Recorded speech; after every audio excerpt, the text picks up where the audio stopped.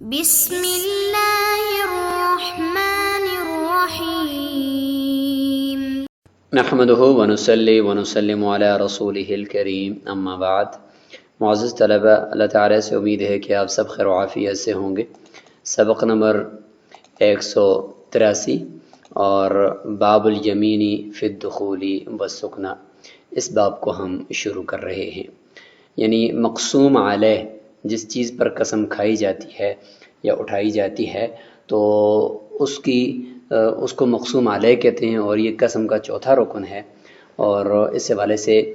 کل 10 ابواب ہوں گے۔ تو یہ سب سے پہلا باب ہے کہ یمین فی الدخول والسکن۔ تو اس میں ہم دخول کا جو فعل ہے نا، کہ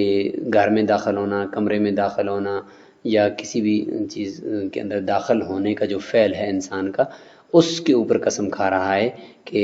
مطلب داخل ہوں گا یا داخل نہیں ہوں گا، اس پر قسم ہے۔ تو اس قسم کے اندر ظاہر ہے کہ عرف کے اندر ہم دیکھیں گے کہ دخول والا معنی کہاں پایا جاتا ہے، تو جہاں پر دخول والا معنی ہوگا ہم وہاں پر اس کو مراد لے لیں گے۔ لہٰذا ہم مقسوم علیہ کی جو 10 اقسام ہیں، حقیقت میں وہ 10 ابواب ہیں، تو ان کو بھی ہم ایک نظر دیکھ لیتے ہیں تاکہ اس کے بعد جو بھی باب آئے تو ہمارے ذہن میں یہ پورا نقشہ بیٹھنا چاہیے۔ تو سب سے پہلے دخول اور سکنا، یعنی رہائش رکھنا یا دخول، یہ جو دو فعل ہیں نا مقسوم علیہ ہیں، ان کے اوپر قسم کھانے سے متعلق احکامات ہوں گے۔ نمبر 2، خروج،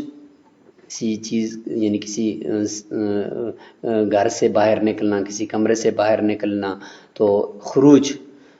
یہ جو فعل ہے اس پر قسم کھائی جا رہی ہوگی۔ اتیان، آنے کا جو فعل ہے اس پر قسم کھائی جا رہی ہوگی، اور رکوب، سوار ہونے کی سے متعلق قسم کھائی جا رہی ہوگی۔ اور اسی طریقے سے نمبر 3، اکل و شرب، کھانے اور پینے سے متعلق قسم ہے۔ اور نمبر 4، کلام، بات کرنے سے متعلق قسم ہے۔ اور نمبر 6، عتق، نمبر 5، عتق اور طلاق، آزادی اور طلاق سے متعلق قسم ہے۔ اور نمبر 6، بیع اور شراء اور تزوج سے متعلق قسم ہے۔ حج ہے، صلاۃ ہے، صوم ہے، اس کو اپنے اوپر لازم کر رہا ہے، اس سے متعلق قسم ہے۔ اور کپڑے پہننے یا زیور پہننے سے متعلق قسموں کا ذکر، اور اس طریقے سے قتل اور ضرب سے متعلق قسموں کا ذکر، اور تقاضی دراہم یعنی دراہموں کی ادائیگی سے متعلق قسم۔ تو یہ کل 10 ابواب اس کے بعد پے در پہ آ رہے ہیں، تو جس کے اندر اسی تفصیل سے انشاءاللہ اور اسی ترتیب سے احکامات ذکر کیے جائیں گے۔ باب الیمین فی الدخول والسکن۔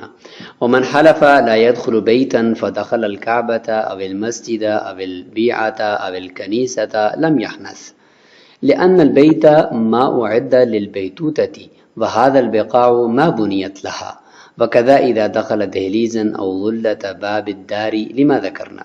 والظلة ما تكون على السكة، وقيل إذا كان الدهليز بحيث لو أغلق الباب يبقى داخلا وهو مسقف يحنث لأنه يبات فيه عادة، وإن دخل صفة حنث لأنها تبنى للبيتوتة فيه في بعض الأوقات فصار كالشتوي والصيفي،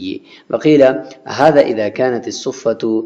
ذات حوائط 4 وهكذا كانت صفافهم، وقيل الجواب مجرى على إطلاقه وهو الصحيح۔ ذکر یہ ہو رہا ہے کہ کسی شخص نے قسم کھائی ہے کہ لا يدخل بیتن، وہ بیت میں داخل نہیں ہوگا۔ یاد رکھیں عربی کے الفاظ ہم پڑھ رہے ہیں، تو لہذا عربی کا جو عرف ہے اس کو دیکھا جا رہا ہے۔ تو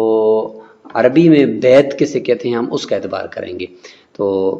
بیتن، اس نے کہا کہ میں اس کمرے میں داخل نہیں ہوگی، جس بیت کو ہم کمرہ کہہ سکتے ہیں، ما یبات فی، جس میں رات گزاری جائے۔ تو وہ کعبہ شریف، خانہ کعبہ میں داخل ہو گیا، یا مسجد میں داخل ہو گیا، یا بیع جو عیسائیوں کا عبادت خانہ ہے اس میں داخل ہو گیا، یا کنیسے میں داخل ہو گیا، یہ یہودیوں کا عبادت خانہ ہے اس میں داخل ہو گیا، فرماتے ہیں لم یحنث، اس سے وہ حانث نہیں ہوگا۔ دلیل یہی ہے کہ عربی میں جو بیت ہے نا، بیت اس کا مطلب ہوتا ہے جو رات گزارنے کے لیے تیار کیا جائے، اس کو بیت کہتے ہیں۔ اور یہ جتنی بھی چیزیں ہیں یہ عبادت خانے ہیں، اور ان کو رات گزارنے کے لیے نہیں بنایا جاتا بلکہ عبادت کے لیے ان کی بناوٹ ہوتی ہے، تو لہٰذا یہ بیت شمار نہیں ہوں گے، تو لہٰذا ان میں جانے سے حانث نہیں ہوگا اگر قسم اس نے لا يدخل بیتن کی کھائی ہے۔ وکذا اسی طریقے سے اگر وہ دہلیز میں داخل ہو جاتا ہے، دہلیز کہتے ہیں کہ بڑا گیٹ ہو یا دروازہ ہو، تو دروازے کے اوپر ایک طرح کی چھت بھی ہوتی ہے یا گیٹ کے اوپر چھت ہوتی ہے، دروازے سے اندر داخل ہوں تو عام طور پر بنائی جاتی ہے، اور وہ ایک راہداری ہوتی ہے، اس کو ڈیوڑی بھی کہتے ہیں اور اس کو چوکٹ بھی کہتے ہیں، یعنی وہ دروازے سے اندر کا جو خاص حصہ ہے دروازے کے ساتھ ملا ہوا، تو اس کو ہم دہلیز کہتے ہیں۔ تو اگر دہلیز میں داخل ہو گیا، ابھی اندر بیت میں داخل نہیں ہوا، تو فرماتے ہیں کہ اگر وہ اس طریقے سے وہاں داخل ہو جاتا ہے، او ذلت باب الداری، یہی ہے کہ جو دروازہ ہے تو دروازہ کے اوپر ایک چھپر ہے اور وہ چھپر باہر کو نکلا ہوتا ہے، مثلا اگر دروازہ ہے ایک گلی کی نکر پر، تو اوپر جو اس کا چھجا ہے وہ چھجا باہر کو نکلا ہوتا ہے بارش سے بچانے کے لیے، تو اس چھجے کو ذلہ کہتے ہیں۔ تو اس ذلہ صاحبان یا اس چھجا یا وہ چھپر اس کے نیچے آ کر وہ کھڑا ہو گیا ہے، یا باقاعدہ دروازے کے اندر جو دہلیز ہے چوکٹ ہے اس چوکٹ میں چلا گیا ہے، تو فرماتے اس صورت کے اندر بھی وہ حانس نہیں ہوگا، کیونکہ یہ وہ جگہ ہیں کہ یہاں پہ رات نہیں گزاری جاتی۔ وَذُلَّةُ مَا تَكُونُ عَلَى السِّكَةِ، فرماتے ہیں کہ جو چھجا اور ذلہ ہے یہ وہ ہوتا ہے کہ جو گلی کے اوپر ہوتا ہے، یعنی اگر گلی کے نکر پر گھر ہے تو یا گلی کے اندر گھر ہے، دائیں بائیں گھر ہیں، درمیان میں گلی ہے، تو دروازے کے اوپر جو چھجا ہوتا ہے وہ گلی کے اوپر گیا ہوتا ہے، اور اس کی بعض مرتبہ اس کی جو شاطیر وغیرہ ہیں وہ دوسرے گلی کے دوسری طرف جو دیوار ہوتی ہے اس کے اوپر بھی لگائے جاتے ہیں تاکہ بارش سے بچا جا سکے۔ اور ایک روایت یہ کہ اذا كان الدهليز بحيث لو اغلق الباب يبقى داخلا، اگر دہلیز ایسی ہو، چوکھٹ ایسی ہو کہ اگر دروازے کو بند کریں تو وہ اندر رہے وہ والا حصہ، اور دروازے کو بند کرنے کے بعد اور اس کے اوپر چھت بھی آئی ہوئی ہو مین گیٹ کی، مین دروازے کی اندر کی طرف، تو فرماتے ہیں کہ اس صورت کے اندر وہ حانس ہو جائے گا، کیونکہ عام طور پر اس میں بھی رات گزاری جا سکتی ہے گیٹ سے اندر، اوپر اس کی ہلکی سی چھت بھی ہے گولائی میں اور نیچے وہ اندر والا حصہ شمار ہوتا ہے، پھر فرماتے ہیں کہ یہاں پہ بھی رات گزاری جا سکتی ہے، تو لہذا حانس ہو جائے گا۔ اور اگر وہ صفہ میں داخل ہو گیا، صفہ کہتے ہیں ایک چبوترا ہے جو عام طور پر رات گزارنے کے لیے ہی ہوتا ہے، لیکن کبھی اس کی دیواریں ہوتی ہیں، اوپر چھت ہوتی ہے، کبھی نہیں بھی ہوتی۔ فرماتے ہیں کہ صفہ یعنی چبوترے کے اندر داخل ہو گیا تو حانس ہو جائے گا، کیونکہ وہ بنایا ہی رات گزارنے کے لیے جاتا ہے، بعض مرتبہ اس میں رات گزاری جاتی ہے، اس طریقے سے سردیوں کا چبوترا ہوتا ہے اس کی دیواریں ہوتی ہیں، اوپر چھت بھی ہوتی ہے، اور گرمیوں کا چبوترا ہوتا ہے اس کی دیواریں بہت کم ہوتی ہیں، ایک طرف سے وہ بالکل اوپن ہوتا ہے۔ تو یہ کوفہ کے جو وہاں کے چبوترے تھے ان سے متعلق بتا رہے ہیں کہ فرماتے ہیں کہ اگر وہ چبوترا ایسا ہو کہ چاروں دیواروں والا ہو تو فرماتے ہیں کہ یہ اس وقت ہے کہ اگر وہ اس میں گھر میں داخل ہو، یعنی اس چبوترے میں داخل ہو گئے تو حانس ہو جائے گا، تو یہ اس وقت ہے کہ جب چاروں طرف اس کی دیواریں ہوں، اور فرماتے ہیں کہ کوفہ کے جتنے بھی چبوترے تھے وہ اسی طرح تھے کہ اس کی چاروں طرف دیواریں ہوتی تھیں اور اس میں رات گزاری جاتی تھی۔ اور اگر کسی جگہ پر چبوترا اس طرح کا ہے کہ اس میں دیواریں نہیں ہیں تو پھر رات نہیں گزاری جا سکتی وہاں پر، تو لہٰذا وہاں پر پھر داخل ہونے سے حانس بھی نہیں ہوگا۔ لیکن ایک روایت یہ ہے کہ راجح اور مختبی قول یہ ہے کہ یہ جو مسئلہ ہے حانس ہونے سے متعلق یہ مطلق چھوڑا جائے، اس کے اطلاق پر ہی اس کو رکھا جائے کہ مطلقاً چبوترا چاہے دیواریں ہوں یا نہ ہوں، عام طور پر وہ رات گزارنے کے لیے ہی ہوتا ہے، لہٰذا اگر اس میں داخل ہو گیا تو حانس ہو جائے گا۔ ومن حلف لا يدخل دارا فدخل دارا خريبة لم يحنث ولو حلف لا يدخل هذه الدار فدخلها بعد من هدمت وصارت صحراء حنث، لأن الدار اسم للعرصة عند العرب والعجم، يقال دار عامرة ودار غامرة، وقد شهدت أشعار العرب بذلك، فالبناء وصف فيها غير أن الوصف في الحاضر لغو وفي الغائب معتبر۔ فرماتے ہیں کہ اگر کسی شخص نے یہ قسم کھائی کہ وہ دار میں داخل نہیں ہوگا، دار کا لفظ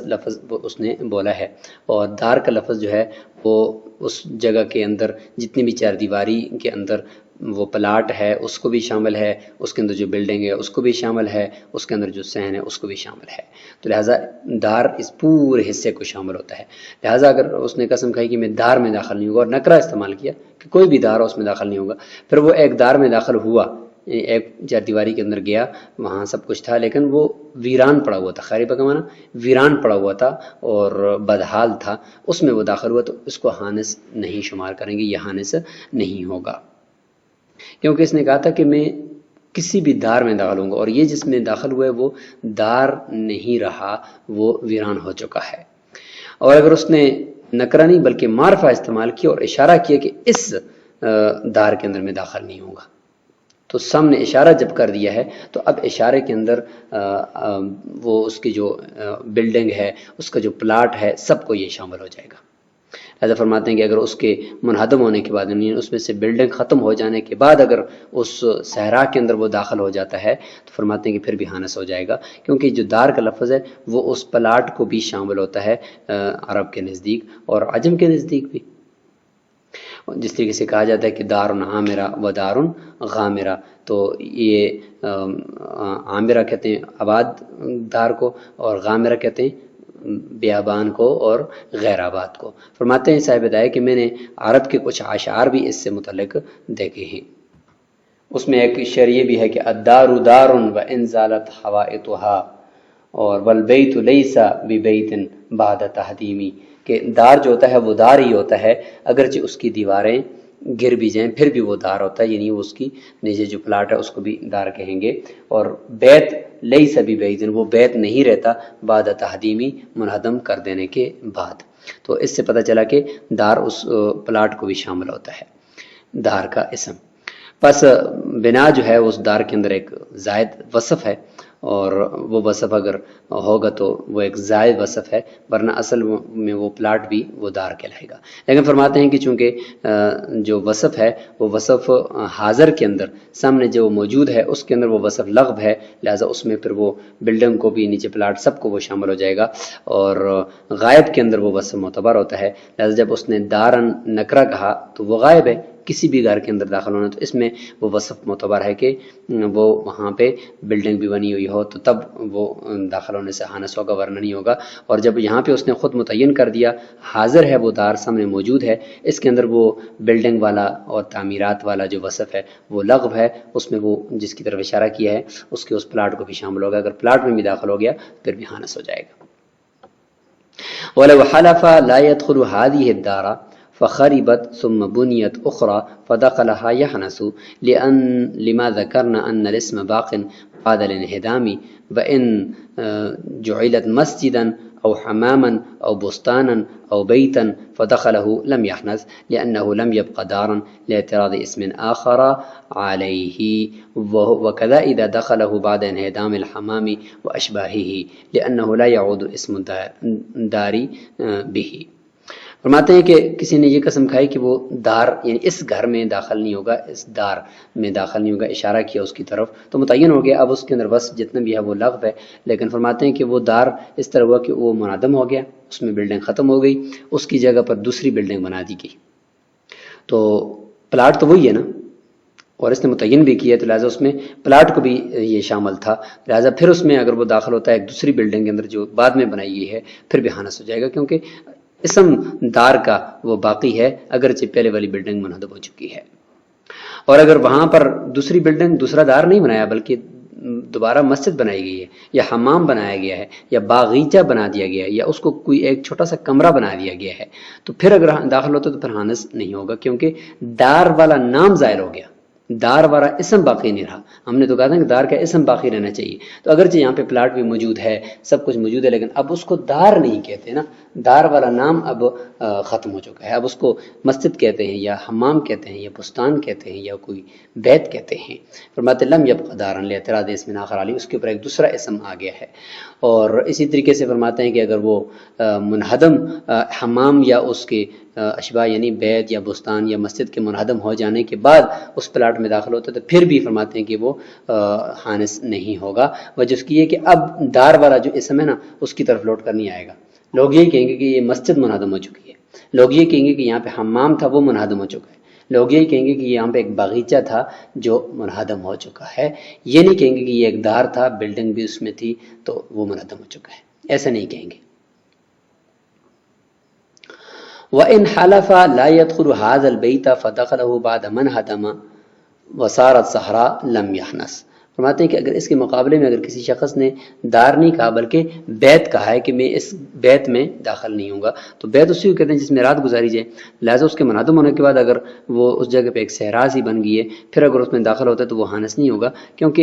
بیت والا اسم اس سے ظاہر ہو چکا ہے، لزوال اسم البیت لأنه لا يبات فيه حتى لو بقيت الحيطان وسقط السقف يحنث لأنه يبات فيه والسقف وصف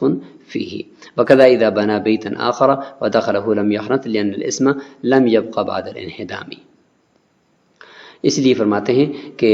کیونکہ اس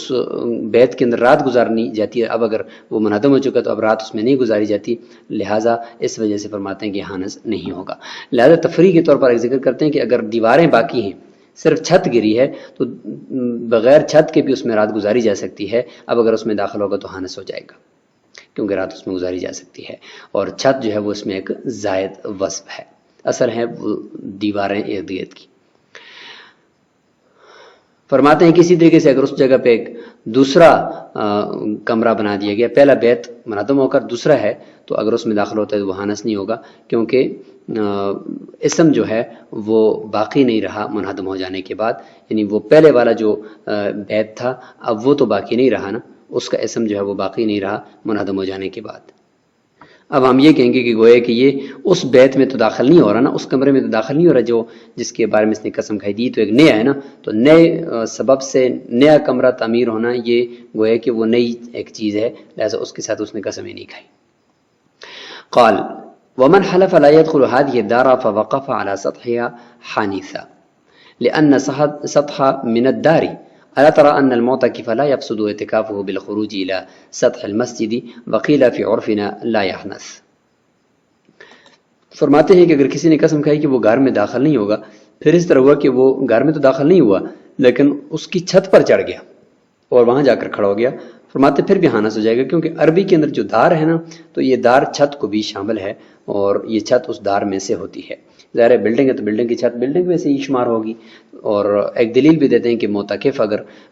وہ چھت پر چلا جاتا ہے مسجد کی چھت پر نکل کر تو اس سے اس کا اعتکاف فاسد نہیں ہوتا، کیونکہ چھت بھی مسجد کا حصہ ہے۔ لیکن صاحب ہدایت فرماتے ہیں کہ ہمارے عرف میں وہ حانس نہیں ہوگا اگر چھت پر داخل ہو گیا، کیونکہ عجمی اگر شخص ہے تو عجمی شخص کے نزدیک داخل ہونے کا مطلب یہ ہو کہ اندر داخل ہونا، کمروں میں داخل ہونا، نہ کہ اوپر چھت پر چڑھنا۔ تو چھت پر چڑھنے والا شخص اس کو یہ نہیں کہا جاتا کہ یہ اندر داخل ہو گیا۔ ہاں اگر کمرے کے اندر جا کر اندر سے کوئی سیڑھی لگی ہوئی ہے تو پھر تو دخول کمرے کے اندر پایا گیا تو پھر تو حانس ہو جائے گا، ورنہ نہیں ہوگا۔ اسی طریقے سے اگر کہا کہ اذا دخل قضا دخل دہلیزہ یحنس، وہ اس نے کہا کہ گھر میں داخل نہیں ہوگا، پھر اس کی دہلیز میں وہ داخل ہو گیا، اندر کمرے میں نہیں گیا، تو اس کا ذکر ہم نے ماقبل میں پڑھ لی کہ اس صورت میں بھی وہ حانس ہو جائے گا کہ دہلیز ایسی ہے کہ اگر وہ دروازہ بند کرو تو وہ حصہ دہلیز کا یعنی چوکھٹ کا اور ڈیوڑی کا اندر رہتا ہے تو یہ حانس ہو جائے گا۔ وَيَجِبُ أَن يَكُونَ عَلَى التَّفْصِيلِ الَّذِي تَقَدَّمَ، مقابل جو تفصیل ہم نے دہلیز سے متعلق کر دی اسی کے مطابق ہے۔ وَإِنْ وَقَفَ فِي طَاقِ الْبَابِ بِحَيْثُ إِذَا أُغْلِقَ الْبَابُ كَانَ خَارِجًا لَمْ يَحْنَث لأن الباب لإحراز الدار وما فيها فلم يكن الخارج من الدار۔ فرماتے ہیں کہ اگر وہ دروازے کے طاق میں کھڑا ہو گیا، دروازے کا طاق وہ ہوتا ہے کہ جو عام طور پر اگر دروازے کو بند کریں تو وہ ایسا باہر ہوتا ہے، مطلب دروازے کے اندر ایک چوکھٹ لگی ہوتی ہے اور دروازے کا جو پلہ ہے اگر اس کو آپ بند کریں تو وہ چوکھٹ والا ایسا باہر رہتا ہے، اندر نہیں رہتا، تو اندر والے حصے کو دہلیز کہتے ہیں اور باہر والے حصے کو طاق کہتے ہیں۔ تو اس طاق میں اگر وہ کھڑا ہو گیا اور دروازے کو بند کرو تو وہ باہر رہتا ہے، تو اس سے حانس نہیں ہوگا، کیونکہ دروازہ جو ہوتا ہے وہ دار کو یعنی بلڈنگ کی حفاظت کے لیے ہوتا ہے اور اس کے اندر کی چیزوں کی حفاظت کے لیے ہوتا ہے، اور جو خارج حصہ ہے دار کا وہ خارج جو ہے وہ دار میں سے شمار نہیں کیا جاتا، وہ اس سے باہر کا حصہ ہوتا ہے۔ تو یہاں تک یہ سبق ہو گیا ہے دخول سے متعلق، مزید دخول اور سکنے سے متعلق اسی باب کا اگلا سبق بھی ہوگا۔ السلام علیکم ورحمۃ اللہ۔